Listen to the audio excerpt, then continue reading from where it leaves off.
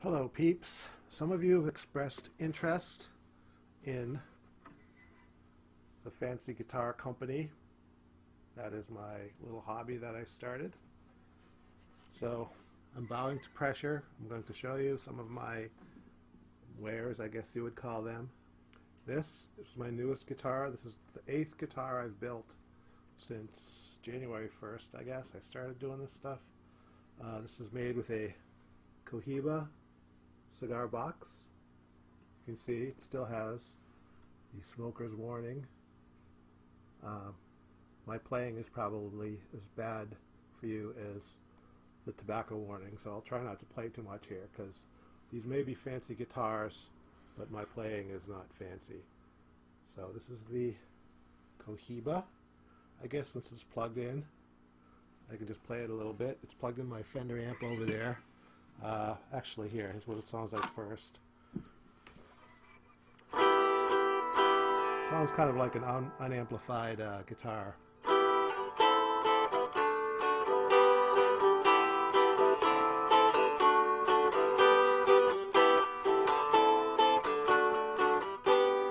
That's a little Weezer song in case you didn't know. So here we go. Here's what it sounds like plugged in.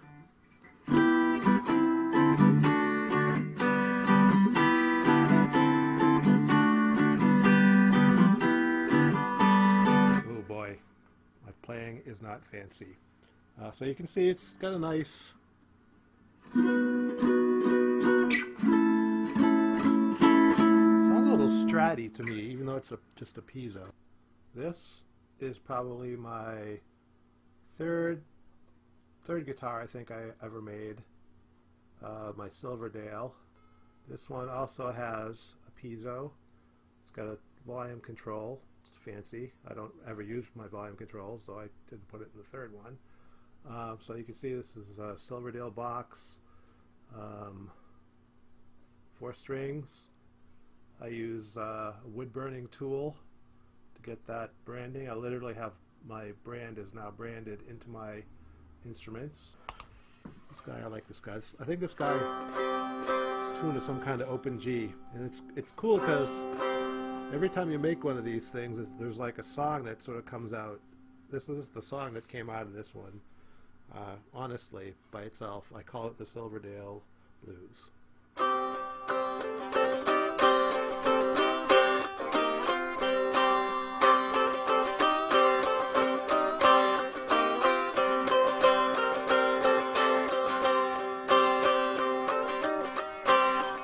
Screwed up.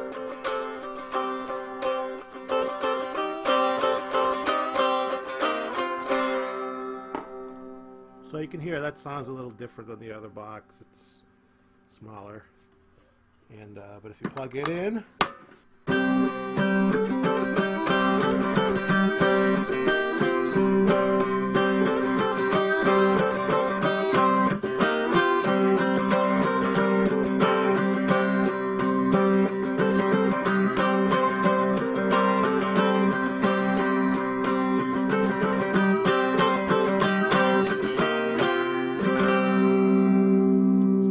Silverdale. Alright, this guitar is the second guitar I made, actually. This is one of my earliest attempts. I probably finished this in January. This one I actually, you see the headstock's a little bit different. It's experimenting a little bit. This one I actually bought the neck on eBay for like 30 bucks, but I drilled all this stuff and I put the cheap tuners and stuff on there. It was fretted already, so I had the neck and I just had to put the box together. And the cool thing about this guitar that I really like a lot is this box is actually a box that I buy at Michael's, the craft store. You can get one of these boxes for like $5, and then I stain it, and you know, you can do all kinds of cool stuff with it. So I like it because I want to make a guitar that I can, you know, reproduce in quantity. I could just buy these same boxes and make them like that, and if you don't like cigars, you're not going to advertise cigars. Let's see. Oh yeah, the other thing you probably noticed, there's only 3 strings on this guitar. This is one of the simpler guitars I'm trying to make some of these guitars that are easier for people that don't know how to play any kind of instrument. I figure 3 strings is a lot easier to learn than 6 strings. So this one's tuned to an open G tuning. This one's cool because you can hear it sounds a lot like a banjo. So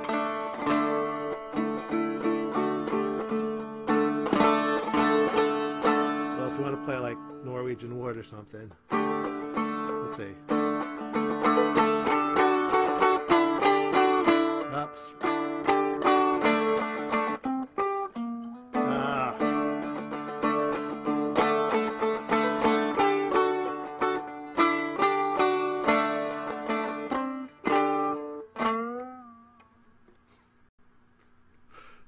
If somebody knows how to play that, kindly come and teach it to me. It's nice though. You can just sort of noodle it.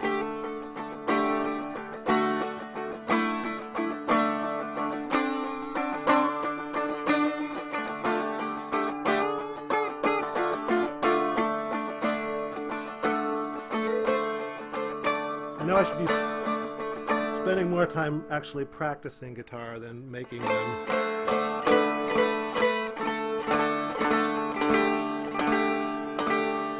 Oh yeah, this is also so early there's no fancy guitar on my head, on the neck. So it's a very collectible item, I'm sure. This guy is number 4. I started to put serial numbers on them at this point.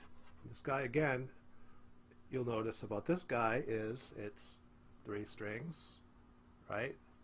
It's number 4.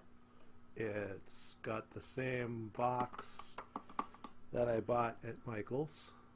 A little bit of purplish stain on it. Usually these are blank looking. But the thing you really will notice if you're a very observant person is you can see that some of the frets are missing.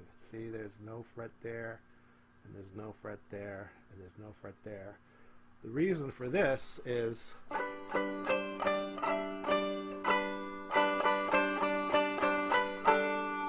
we took out all the bad notes. This is a guitar that has no bad notes. So, you know, you'd think you'd be able to charge more for that, having no bad notes. So this, I could watch this. Oh, this is also a G, tuned to G, open G.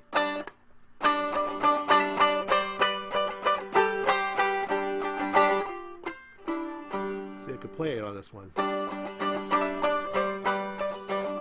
Ah, no I can't.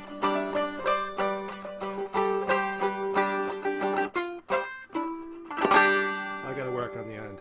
So this is some people call these dulcitars because it has a dulcimer scale, but this is the kind of instrument that I'm hoping people will like because, as I said, it's very simple to play. I mean, it's an open tuning. You really can't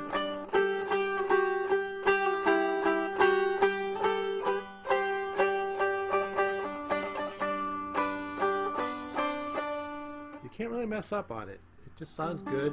Even if you're not playing anything, you know, you can just sort of get all new agey. Again, Fancy Guitar. Fancy Guitar Company. Fancy Guitar Company. How do you explain this guitar? Well, this guitar is the artsy hang on your wall model. It's not necessarily even for somebody that plays a guitar. This is the first guitar I made, and Hallie, my daughter, painted. This is another Michael's box, but she painted the Pokemon characters all over it. And I said, a guitar that's artwork. That's kind of an interesting idea. So I might make guitars that are not even made to be played, or they're made to be played, but they're also made to, you know, hang, not on your window, but hang somewhere up on your wall, and you can just take it down, and it's art, and it's music, and it's everything that I like. I don't even think this is in tune. Yeah, it sounds really bad right now. But you can see the possibilities for these things. It's art, it's a guitar, it's handmade, and it's Pokemon. Well, guess that's it. I'm back to this guitar again. That's it for now. You wanted to hear what they sounded like. I could probably make them sound better if I played better and if I sort of fussed around with, you know, my amplifier and stuff like that. But that's it. Fancy Guitars, Fancy Guitar Company. I got the URL, fancyguitar.com, but I don't have anything there yet, so don't bother going there. And I'll just leave you with this.